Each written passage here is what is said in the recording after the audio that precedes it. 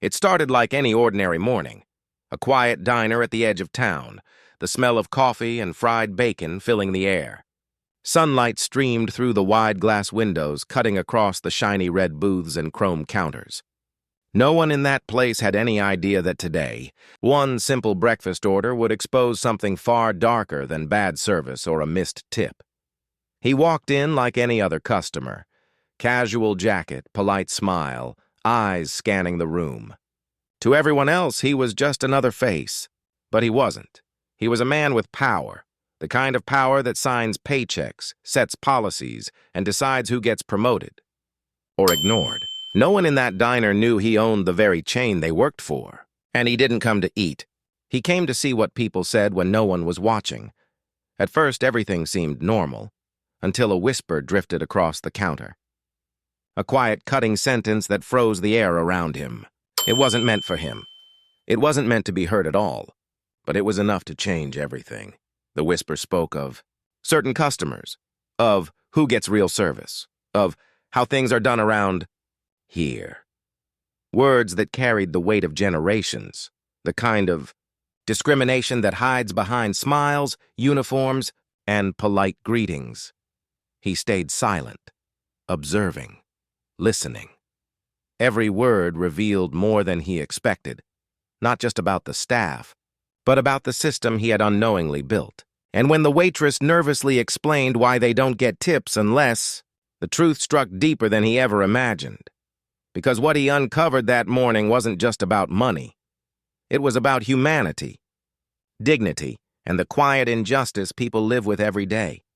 One whisper, $1, one breakfast, was all it took to pull back the curtain. What did he hear that shattered his trust and changed the future of everyone in that diner? This is the story of how truth found its voice, in the most unexpected place. Before the whisper that changed everything, Marcus Hill was just another man in a tailored suit, driving through the quiet streets before sunrise. To his employees, he was the calm, reserved CEO who rarely raised his voice and always believed numbers spoke louder than emotions.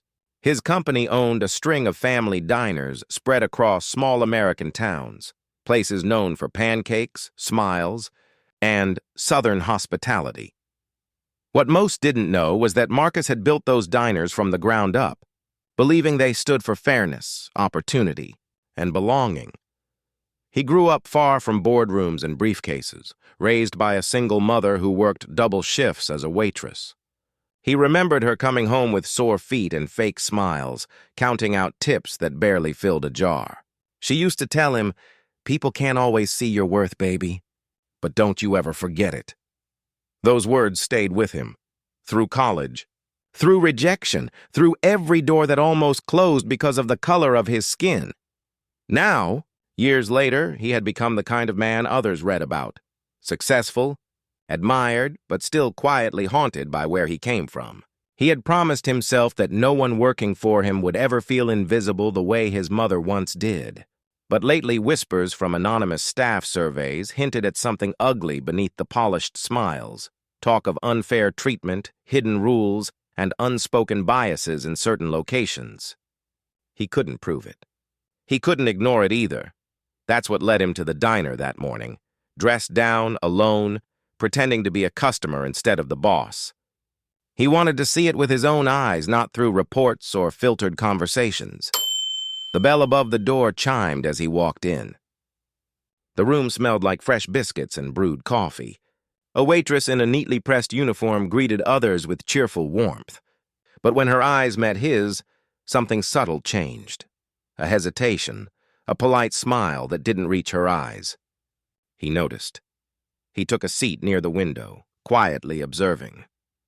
The room buzzed with morning chatter, businessmen, retirees, a mother feeding her child. Normal life. But beneath the laughter and clinking cups, he felt something off, a faint divide in who got attention, who got patience, and who didn't. The waitress returned, her tone careful, rehearsed. "Coffee?" she asked, keeping her distance. He nodded, studying her gestures, the tightness in her shoulders, the quick glances toward the counter where two other waitresses whispered behind the register.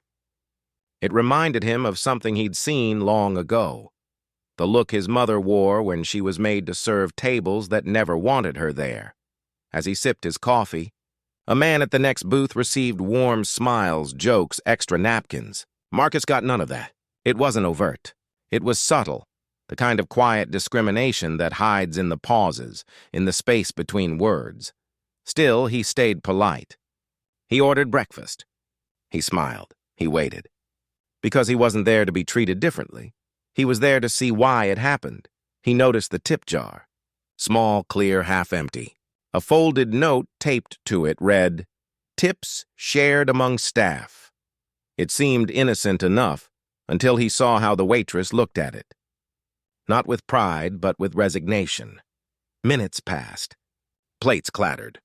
He overheard pieces of conversations, fragments about those people, about how things used to be better. He wasn't sure if they meant customers, workers, or both. The words weren't loud, but their meaning was heavy.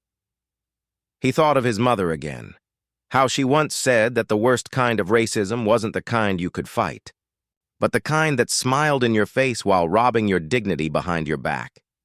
Then came the moment that shifted everything. As his plate arrived, another customer, a regular it seemed, made a comment that drew uneasy laughter from the staff. It was casual, dismissive, yet filled with quiet poison. The waitress hesitated, her eyes darting toward Marcus, then back to the man. She forced a laugh, but her voice cracked. Marcus knew then something deeper was happening in this diner. Something the company manuals, HR policies, and polished mission statements couldn't hide. He didn't react. Not yet. He folded his napkin neatly and looked around, memorizing every face, every gesture, every sound. He was no longer just a customer. He was a witness to a truth that could either destroy or redeem everything he'd built. And then it happened. A whisper, faint but sharp enough to slice through the hum of the diner. It came from behind the counter, a waitress speaking under her breath to another, "We don't get tips unless..." The rest was drowned by laughter from another table, but those words echoed in his mind, repeating like a warning bell.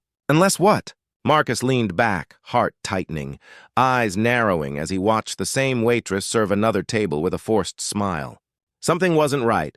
The whisper had revealed the beginning of a secret, one that would test his faith not just in his company, but in humanity itself. He didn't know it yet. But that quiet morning, with the smell of coffee and the sound of forks scraping plates, would uncover a truth that no business report could prepare him for. The day had started like any other. But it wouldn't end that way. The diner had always sold itself as a place where the coffee was strong and the rules were simple. What Marcus discovered slowly and then all at once was that the simplicity was a mask. It hid the math of humiliation. It disguised the cut-and-paste policies that made some people feel welcome and others feel warned. It wrapped a quiet cruelty in chrome and nostalgia and called it hospitality. He began by paying attention to small things. The distance a server kept from one booth and not another. The way mugs were set down, gently for some, hard enough to slosh for others. The smile that appeared on cue for certain faces and vanished like a light switched off for others. Nothing loud, nothing that would trouble a security camera. Everything that would trouble a conscience. A pattern formed. Anyone who looked like him or the busboy sweeping near the door waited longer, received fewer refills, got fewer offers of add-ons.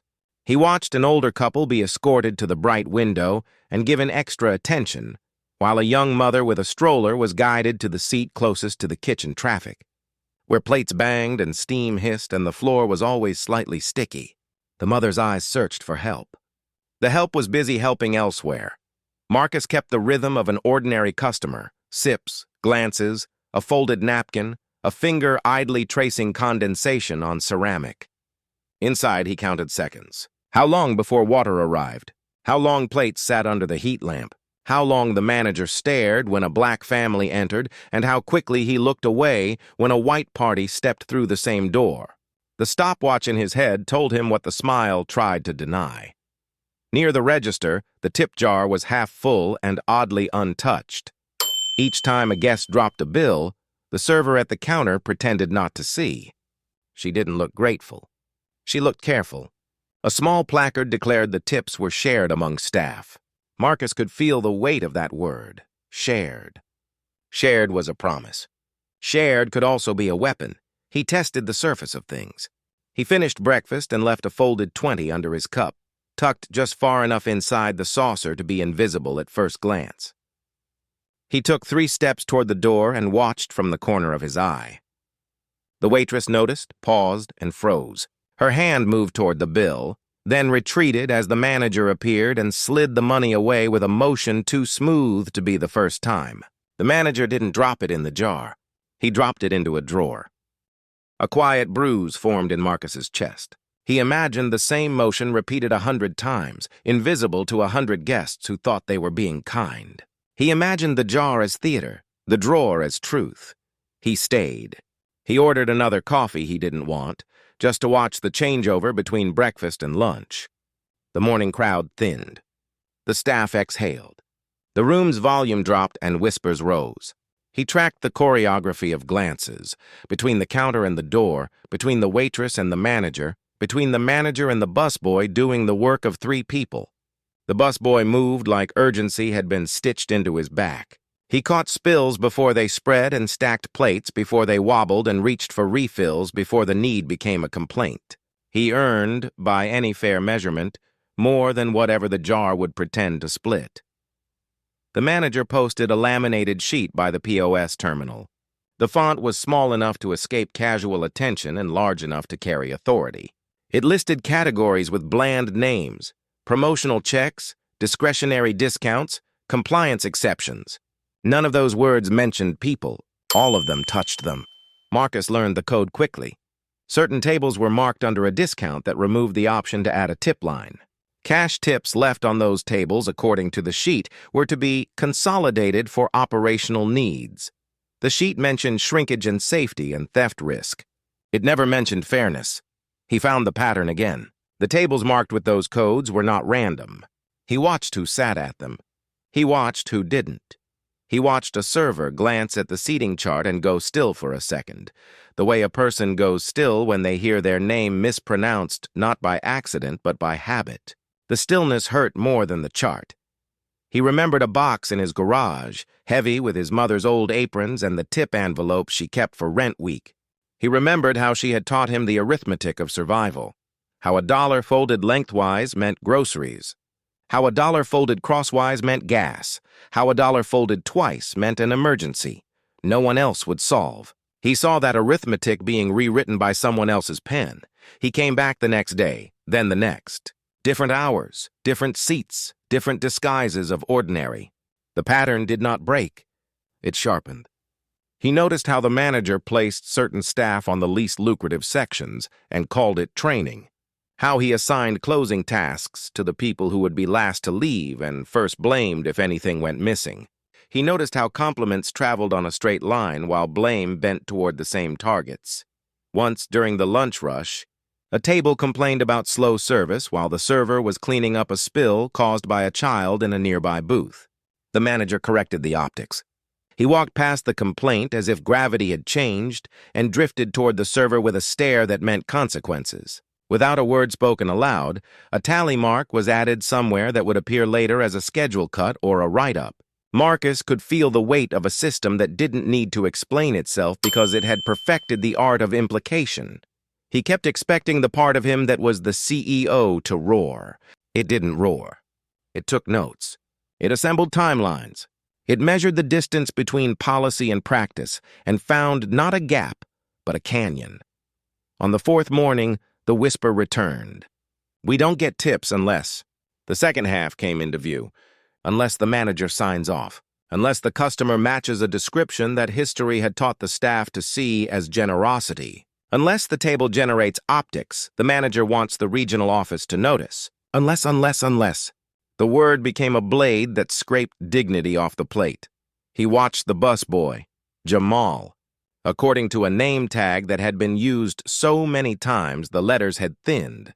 clear a booth after a group left a generous pile of cash. Jamal paused at the tip jar, glanced at the manager, and slid every dollar into the glass cylinder. The manager's mouth tightened. Later, when the lunch crowd fell away, the jar migrated again to the drawer. Jamal's shoulders did not change. Perhaps they had learned long ago that hope looked bad on a schedule. In the break room, which was really just a narrow hallway behind a beaded curtain, a corkboard held a schedule. Shifts floated like loose promises. Next to it was a stack of comment cards. The top card had been filled in with neat handwriting and then torn neatly in half. The halves were still there, taped back together, displayed like an example. The example was not about listening. It was about who owned the tape. Marcus bought a slice of pie he did not eat and took a seat at the counter. The waitress from his first day moved like someone listening for footsteps behind her. He noticed a faint bruise near her wrist, the kind caused by a tray that had been grabbed too hard. He noticed how she adjusted her smile depending on who looked her way. He noticed how she glanced at the security camera and then away, as if it had learned not to see certain things. He left another tip, smaller this time, tucked under the receipt. The manager hovered near the register, pretending to wipe a non-existent smudge. The money disappeared into the drawer before the server returned. The server pretended not to notice. Her eyes noticed. Her eyes bled silence. He wanted to stand, to end the charade, to announce himself and end the bleeding. He did not. He remembered that this was not a single theater to be stormed, but a network to be unraveled. He needed more than outrage. He needed proof, patterns, names, dates, instructions that had traveled down from some desk he funded and warped as they fell. He needed to protect the people he would ask to speak when the time came, so he widened the circle. He visited 2 other locations within an hour's drive. The chrome looked the same. The music on the radio changed from station to station, and the system did not. Different manager, same laminated lexicon. Different faces, same choreography of deference and delay. A hostess at one location used color-coded pens on the seating chart. The colors did not represent servers. They represented guests. Marcus watched as blue dots were clustered near windows and yellow dots near the kitchen. He watched a red dot get placed near the bathroom, then moved when a different party walked in. The red dot party waited longer. The hostess's smile never wavered. Training had replaced conscience with procedure and called it professionalism. At the third diner, he saw the policy that explained the jar without explaining it. No cash tips to be reconciled directly at table. All cash to be consolidated for distribution pending compliance review. The sentence was a wall. Only certain people had a door. He thought of the whistle in his head that wouldn't stop. He thought of his board, of the fear in their eyes when anything threatened brand stability. He thought of the silence he would have to break and the money that would flee when it did. He thought of what silence had already cost. He returned to the original diner after sunset, when the regulars had faded and the night shift had begun to shoulder the city's weight. The atmosphere changed. The music was louder, the lighting dimmer, the vigilance sharper. Night made excuses for behavior daylight had to dress up. He took a seat at the far end of the counter, where the camera angle left a blind wedge. He watched a group of teenagers enter, laughing, hungry, alive. He watched a trio of men in suits follow and claim attention by simply needing it. The teenagers waited. The men did not. The tip jar was almost empty. The drawer was not. The waitress, teal uniform, tired eyes, name tag polished as if polish could change outcomes, caught Marcus looking at the jar. She looked away quickly, then back again, as if remembering a rule and then remembering a reason to break it. She busied her hands cleaning a spotless section, drew in a breath, and stood a fraction more upright. For the first time, her expression wasn't guarded. It was determined. A piece of paper appeared in her hand. It looked like a receipt. It looked like a message. She slid it under his saucer with the steadiness of someone who had decided that fear was lighter than regret. Marcus waited until she moved down the counter. He lifted the saucer and read what lived between printed lines. The code used for certain tables. The instruction that tips left by customers in those sections would be rerouted to house ops, a reminder that complaints about the policy would be treated as insubordination. The handwriting at the bottom was a whisper sharpened to a point. People are quitting. People are crying in the walk-in. The paper trembled in his hand, not because it was fragile, but because the truth it carried was heavy. He slipped it into his wallet. He felt the hum of a line he could not uncross. The next escalation arrived in a rush. A black couple came in with a small child, bundled in a bright hoodie that turned heads for the color, not the joy. They were seated near the kitchen. The child watched plates parade past and clapped. The clapping did not summon service. Marcus saw the manager roll his eyes. He saw a server be redirected mid-step. He saw a table that had arrived after the family receive everything first. The air pulsed with the electric current of a humiliation small enough to deny and large enough to ruin a day. Something in the waitress cracked. Not her professionalism, but the damn her professionalism had been forced to be. She drifted back toward the family, filled their waters herself, and slid extra napkins onto the table like apology folded into paper. The manager stiffened. The cupboard door of his face swung open, showing the empty shelf where compassion should have been. He stalked toward the waitress with a posture that meant consequences. Marcus braced. The child reached for a sugar packet and giggled at the sound. The moment stretched like a wire pulled too tight. It didn't snap. It held, vibrating with potential harm. The manager stepped away, but only to make a note on a clipboard. Notes were power in a world that measured humanity with checkboxes.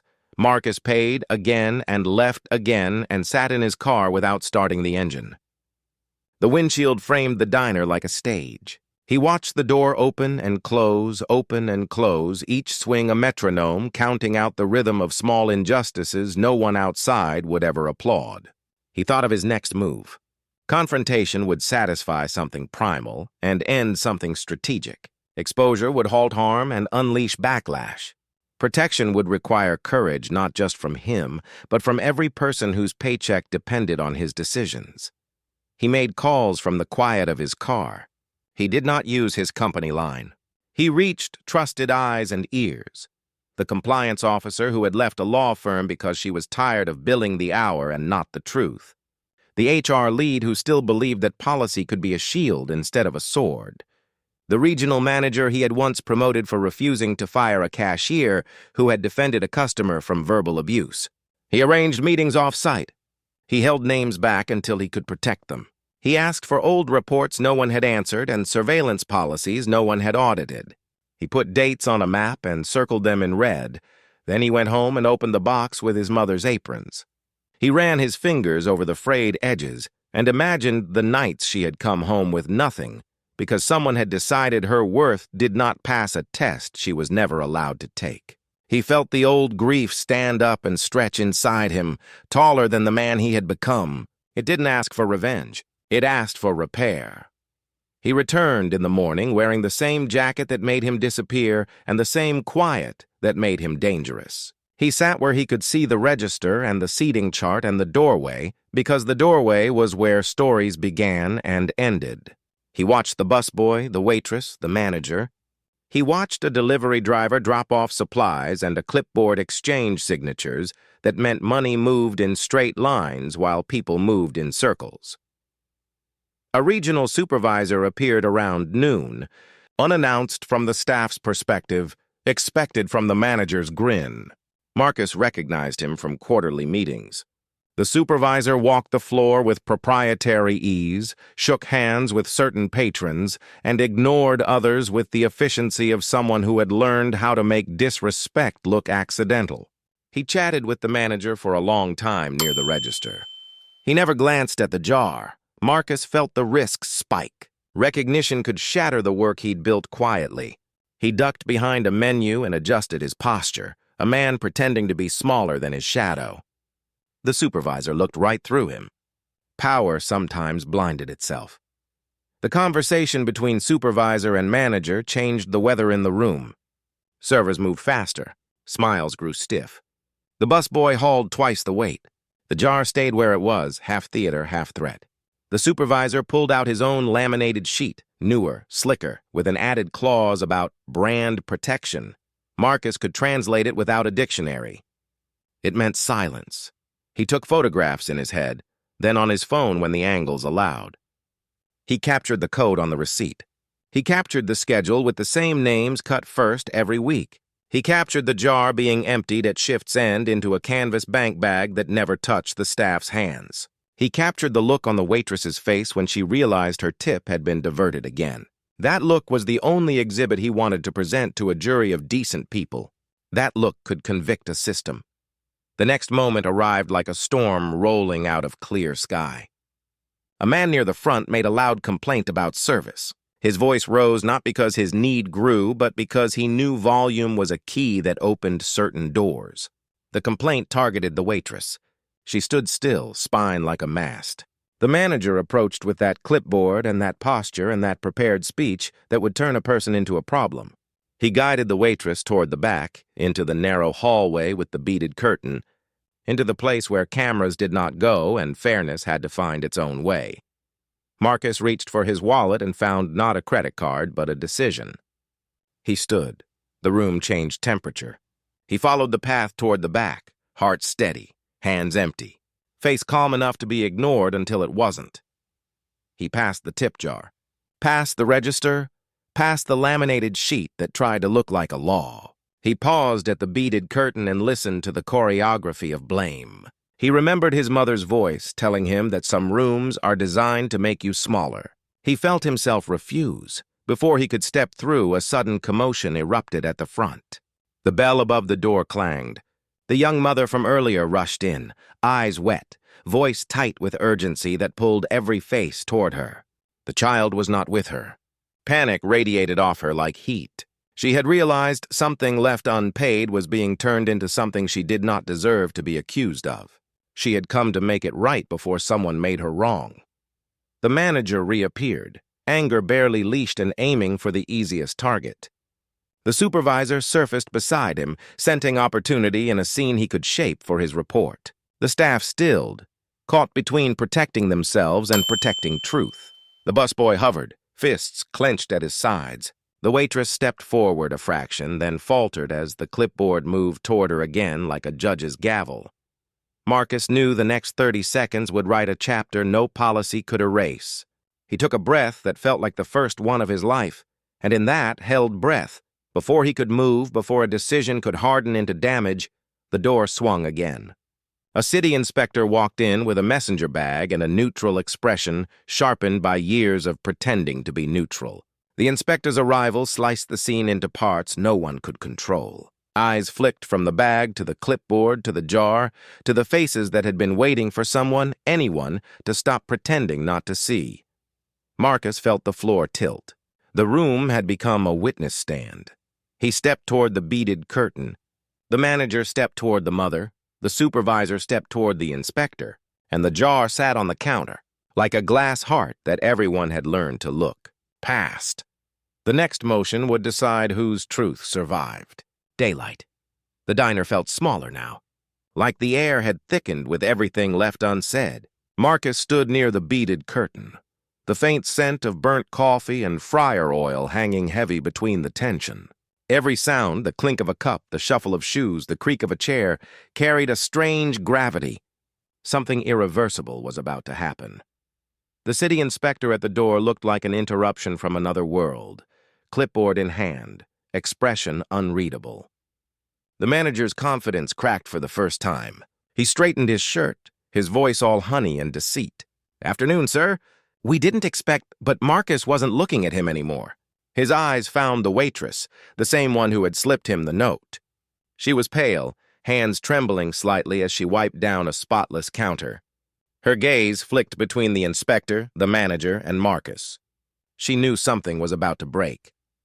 The inspector set his bag down and began his quiet routine, checking dates on permits, glancing at the tip jar, noting the manager's nervous fidgeting. "Routine audit," he said calmly. But everyone in that room understood what audits could become when truth was involved. Marcus took a step forward. The inspector's pen froze midair. The manager turned, eyes narrowing. "Sir, you're a customer. Please take your seat." But Marcus didn't sit. His voice was calm, almost too calm. "Actually," he said, "I'm something else." Silence spread like ink through water. Forks stopped clinking. Conversations died mid-word. Even the air vents seemed to quiet down to hear what came next. The manager's face drained of color as Marcus reached into his jacket and pulled out a simple folded paper. It wasn't a badge, but it carried just as much weight, his company's official letterhead. Marcus Hill, he said evenly. Owner and CEO of Hillstone Hospitality Group. The words hit the room like a shockwave. The waitress's hand flew to her mouth. Jamal, the busboy, dropped a stack of plates that shattered across the tile. The inspector's eyebrows lifted slightly, then lowered again, realizing who stood before him. The manager stammered. "Sir, Mr. Hill, we had no idea." "That's the problem," Marcus interrupted quietly. "You didn't need to know who I was to treat people with dignity." He moved toward the counter, slow and deliberate, his presence commanding but not loud. Every pair of eyes followed him. "I came here as a stranger," he continued, "and I was treated the way too many of our guests are treated. I heard the whispers. I saw the rules you made up. I watched you steal from the people who do the hardest work in this place." The manager's face twisted into panic. "Sir, there must be some misunderstanding." Marcus slammed the folded note from the waitress onto the counter. The sound echoed like a gavel. "This is your handwriting. We don't get tips unless management approves." "Explain that to me." The inspector leaned closer, his expression darkening. The staff exchanged glances that spoke years of exhaustion. No one dared to speak first. The manager tried to smile, his words slippery. It's company policy. For accountability. To prevent theft." Marcus's voice hardened. "Company policy? I wrote every policy this company has. And that," he said, pointing to the paper, "is not one of them." The inspector scribbled something down. The waitress stepped back, tears forming in her eyes. Not from fear anymore, but relief. Jamal clenched his jaw, his knuckles white around a towel he hadn't realized he was gripping. Marcus turned to the staff, his tone softening just enough. "How long has this been happening?" No one answered at first. Fear was muscle memory here. Then the waitress spoke, barely above a whisper. "Since he took over this branch, sir, he said corporate didn't want us getting cash tips because it looked unprofessional." The manager barked. "That's enough." Marcus cut him off with a look that silenced him mid-sentence. "No," he said. "That's just enough," the waitress continued, voice trembling but gaining strength. "He said we'd lose hours if we questioned it. People quit. Others stayed because we need the work." She looked at Marcus, eyes wide and raw. "Sir, we weren't trying to break rules. We just wanted what we earned." The inspector stepped forward. "Mr. Hill, I'll need to document everything said here." Marcus nodded. "You'll have more than words. You'll have the cameras, the receipts, the schedules." His eyes locked on the manager. "Because every lie leaves a footprint." The manager tried again, his voice brittle. "Sir, with all due respect, this isn't fair. You don't know what it's like running a place like this. People steal. They take advantage. I'm just protecting your business." Marcus took a slow breath. "Protecting my business doesn't mean protecting discrimination. It doesn't mean silencing people or deciding who deserves respect based on skin color or stealing what's theirs because you think they won't fight back." The words landed heavy, undeniable. The inspector nodded faintly. The manager's mouth opened and closed without sound. For a long, trembling moment, no one moved. Then, quietly, the waitress spoke again. "Sir, can I tell you what else he does?" Her voice cracked, but Marcus nodded. "Go ahead." She pointed toward the chart near the register, the one with the color-coded pens. "Those marks? They're not random. Red means minority tables. Yellow means families. Blue means regulars. He said red tables don't usually tip well, so don't waste too much time on them." A gasp rippled through the room. The inspector's pen snapped mid-note. Marcus turned toward the chart, staring at it like a crime scene. "How many years?" he asked quietly. The waitress hesitated. "As long as I've been here. Maybe longer." The sound of the manager's breath filled the silence. "You can't prove that," he said, but even he didn't believe it anymore. Marcus turned slowly. "I don't have to." "You already did." He gestured toward the staff. "Look at them. Look at the fear in their faces. That's all the proof I need." The manager took a step back. His hand brushed the drawer under the counter, the one that held every stolen tip. The inspector noticed, moving subtly closer. Marcus's voice dropped lower, colder. "Don't," he said. You've taken enough. The manager froze. Marcus reached into the drawer himself, pulling it open for everyone to see. The sound of coins and crumpled bills filled the silence like thunder. This, he said, lifting a handful of cash, is what you built your comfort on. Their money. Their labor. Their silence. He dropped the cash onto the counter, bills scattering across the surface like fallen leaves. Not anymore. The inspector cleared his throat. Mr. Hill, I'll be recommending a full investigation. Wage theft, discriminatory conduct, violation of labor laws. Marcus interrupted softly. And you'll have my full cooperation. He turned to the staff. But I'm not stopping there. He looked at Jamal, who stood frozen, disbelief written all over his face. How much did he dock from your pay last month? Jamal hesitated, then muttered, $57, sir. Marcus nodded. You'll get that back. And more. His eyes swept the room again. Every hour, every cent, every ounce of respect stolen from you, it's coming back. I promise you that. The waitress's tears finally fell. She wasn't crying from sadness anymore, but from the sudden, overwhelming weight of being seen. But even in that moment of justice, tension still lingered. The supervisor, who had stood silently in the background, finally spoke, his tone smooth and calculated. Mr. Hill, if I may, let's not make any rash decisions in front of customers. We can handle this internally.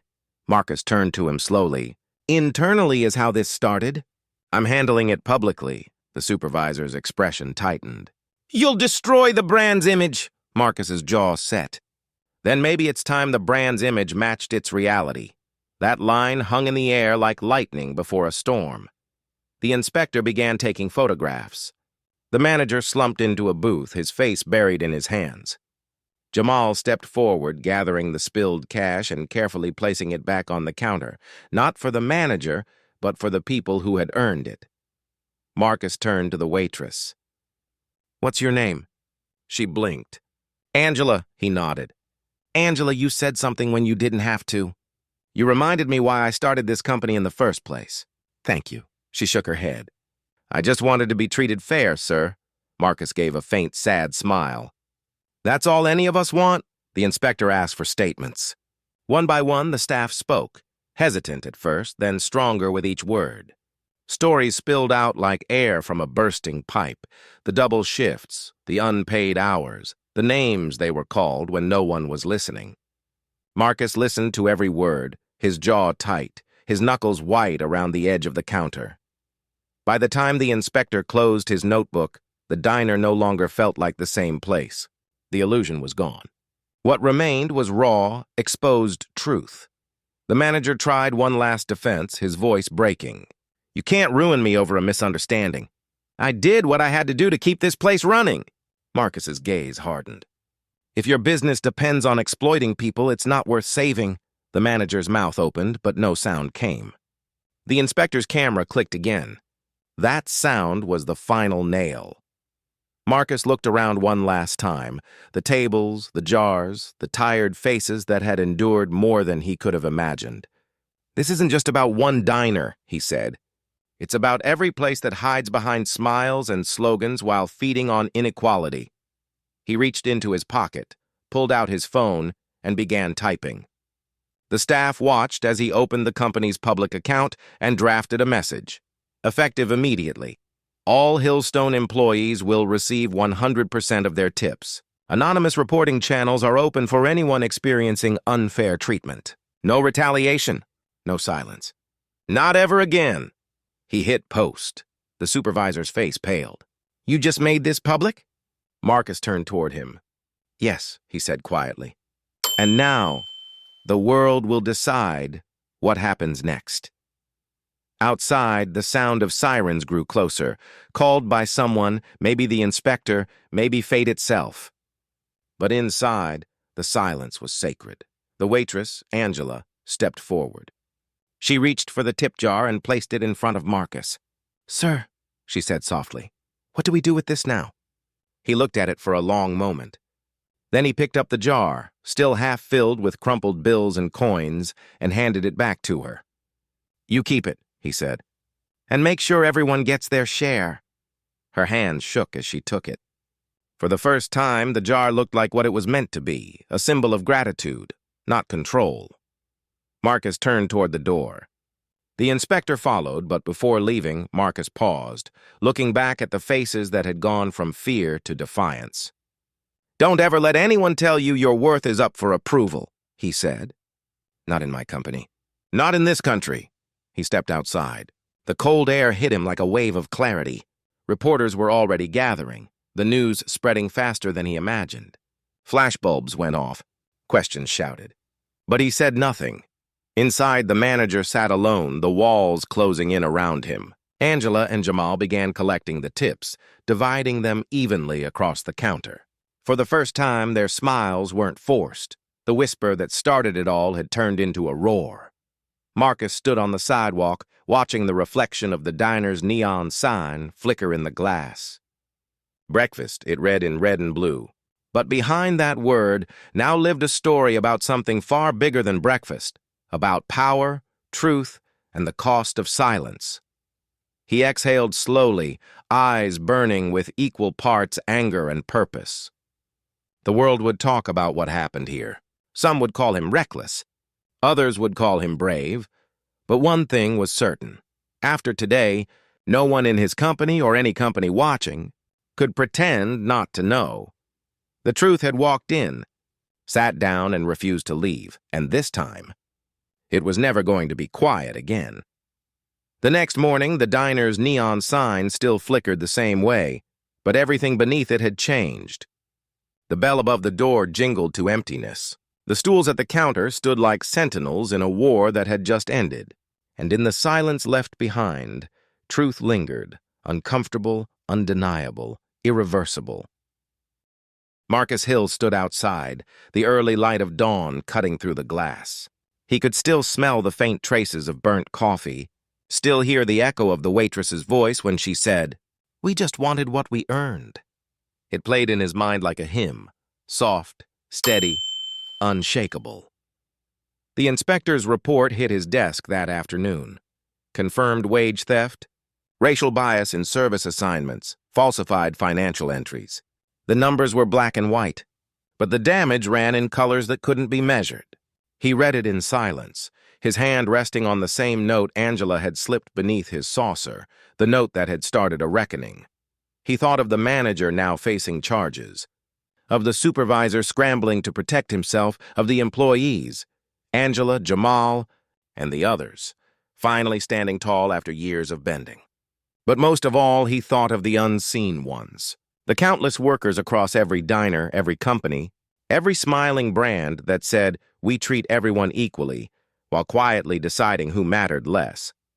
For the first time in his career, Marcus didn't feel like a businessman. He felt like a man holding a mirror to something far larger than himself. When the story broke, it exploded like wildfire. Undercover CEO exposes racism in his own company. The headline raced across social media, TV networks, talk shows. People debated, shared, argued, cried. Some praised him as a hero. Others accused him of betraying his brand. But Marcus wasn't listening to any of them. He was listening to the messages that poured in from workers around the country, people who said they'd lived the same injustice for years but never had the power to speak. Messages from janitors, cashiers, warehouse clerks, hotel staff, each one a thread in a tapestry of silence that had finally started to unravel. One message stood out. It was from a woman who worked in another branch, hundreds of miles away. She wrote, "I've served smiles my whole life to people who looked through me. I didn't think anyone would ever notice, but now I know somebody does. Thank you." Marcus read it twice, then printed it and pinned it above his desk. That message became his compass, the reminder that the fight wasn't just about a diner or even a company. It was about dignity, about rewriting what respect looks like when no one is watching. The company faced a storm. Board meetings turned into battlefields. Some executives urged damage control, PR statements, containment. Others feared investor backlash. But Marcus refused to spin it. "We don't need damage control," he told them. "We need damage repair." He restructured the company from the ground up. Every employee, from cashier to cook, was given a direct feedback line that bypassed management. Tips became digital and transparent. Anonymous reporting systems were launched, managed by third-party auditors. He dissolved entire regional hierarchies that had enabled abuse to hide behind policy, but he didn't stop there. He created a foundation, the Equal Table Initiative, to fight discrimination and wage inequality across the entire restaurant industry. It funded legal aid for exploited workers, diversity programs, and scholarship opportunities for employees' families. Within months, other companies began to follow. Yet even as the headlines faded and public praise grew, Marcus couldn't shake one haunting truth. Change born from scandal often dies with silence. Real change has to be fed daily, with accountability, empathy, and courage. And courage, he realized, doesn't always look like standing on a stage. Sometimes it looks like walking into a diner as a stranger, sitting quietly, and choosing to listen. Weeks later, he visited the diner again, not as a CEO, not as a man on a mission, but as a customer. The moment he opened the door, a wave of familiarity hit him, the same hum of conversation, the same smell of frying oil. But this time, something was different. The walls felt lighter. The staff moved freer. The fear had drained from the air. Angela was at the counter, wiping it down as usual. When she saw him, her eyes widened, then softened into a smile, not the forced kind, but the real one. "Back for breakfast?" she asked. He smiled back. "Yeah, I heard the coffee's better when people are treated right," she laughed, shaking her head. "You wouldn't believe how different it feels here now. Tips go straight to us. Jamal got promoted. We even started a mentorship program for new hires." She paused. "Feels like we own a little piece of this place again." Marcus nodded slowly, pride and humility mixing in his chest. "You always did," he said quietly. She poured him a cup of coffee, steady hands, no hesitation. It was the same coffee as before, but it tasted different. It tasted honest. Across the diner, a young boy sat at a booth with his mother. Marcus couldn't help but see a reflection of himself years ago, watching his own mother serve tables, working through exhaustion, smiling through injustice. He wondered how many children had grown up believing silence was survival. He wondered how many stories had never been told because no one was willing to listen. He took a slow sip and made himself a silent promise. This will not be one of those stories. Outside, the world had already moved on to the next headline. But for the people in that diner, life had permanently shifted. The stolen tips were repaid. The corrupt manager was gone. And for the first time, everyone who worked there felt seen, not as employees but as human beings. Marcus started visiting other branches quietly, unannounced, not as an owner but as a learner. He'd sit at tables, ask questions, listen to fears. Sometimes he'd leave a note instead of a tip. "You matter. Don't let anyone convince you otherwise." Some days he'd drive to the outskirts of town and find diners not under his brand, just to observe how people treated each other. He found kindness in unexpected places, and cruelty where smiles pretended to hide it. He realized racism didn't always scream. Sometimes it whispered through systems, through habits, through the way things have always been. That realization haunted him more than any scandal. Because what he saw in that diner wasn't an exception, it was a mirror, a reflection of how society quietly ranks worth. And the hardest truth? That reflection existed everywhere. In offices, schools, hospitals, even homes. It lived in policies written to sound neutral but designed to exclude. It lived in moments when people looked away because it wasn't their problem. A few months later, Marcus was invited to speak at a national leadership summit. He didn't prepare a polished speech. He didn't talk about profits or brand recovery. He told a story. He told them about a diner, about a whisper, about a stolen tip jar, and about how one morning a man walked in thinking he was running a company, but discovered he was actually running a system that allowed prejudice to breathe. He ended his speech with the same words he told his staff. "Every business says people are their greatest asset. But if the people who clean your tables, serve your meals, or mop your floors can't afford to live with dignity, you don't have assets. You have excuses." The room fell silent. Not because they disagreed, but because deep down, they knew he was right. Weeks turned into months, and Marcus's story became a case study, a lesson in corporate accountability, in empathy, in listening. Universities discussed it, activists referenced it, and quietly, workers everywhere began to demand better.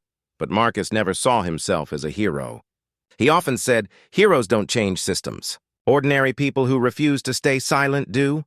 He continued visiting the diner whenever he could. Each time, Angela would greet him with a smile, Jamal would wave from the back, and the air would hum with laughter instead of tension. The tip jar stayed on the counter, this time full to the brim, its glass glinting like a symbol of what happens when people reclaim their worth. Sometimes, Marcus would sit by the window and watch new customers walk in, people who didn't know the story, who didn't know the history behind the smiles serving them. And he'd think that's how it should be. Not because we forget the past, but because we finally made it right. Late one evening after closing, he stayed behind with Angela and Jamal. They sat in the same booth where it all began, the neon sign buzzing faintly above them. The diner was quiet, peaceful. Angela asked, "Do you ever regret coming here that first morning?" Marcus looked down at his coffee, then back at her. "No," he said softly. "I regret not coming sooner," she nodded. "You know, sometimes I think about what would have happened if you hadn't heard that whisper." Marcus's voice lowered. Then it would have stayed just that, a whisper. And silence would have won again. He leaned back, eyes distant. The truth is, this isn't just about one diner. There are millions of places just like this, full of people living half-seen, half-heard lives. They're everywhere, hoping someone will finally notice. Angela looked at him thoughtfully. "So what happens now?" Marcus smiled faintly. "Now? Now we keep listening. Because justice doesn't end when headlines fade. It begins when everyday people start caring enough to keep the story alive." In the months that followed, something unexpected happened. Customers began leaving handwritten notes in the diner instead of just tips. Notes that read, "Thank you for reminding me what fairness looks like. I told my kids about your story. They're learning from you. This diner made me believe in humanity again." The walls behind the counter soon became covered with these messages, a collage of gratitude and awareness, proof that compassion still had a pulse. Marcus would sometimes stand in front of those walls quietly, feeling both the weight and the wonder of it. He realized that change wasn't measured by headlines or awards. It was measured by the invisible ripple one act of truth could create. Years later, when people looked back on the Hillstone scandal, they didn't remember it as a downfall. They remembered it as a wake-up call, a moment when a whisper broke through the noise and forced an entire industry to listen.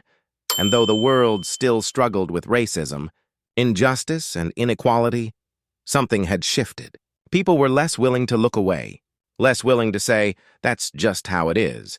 Because once you hear a whisper that exposes the truth, you can't unhear it. One evening, Marcus drove past the diner one last time.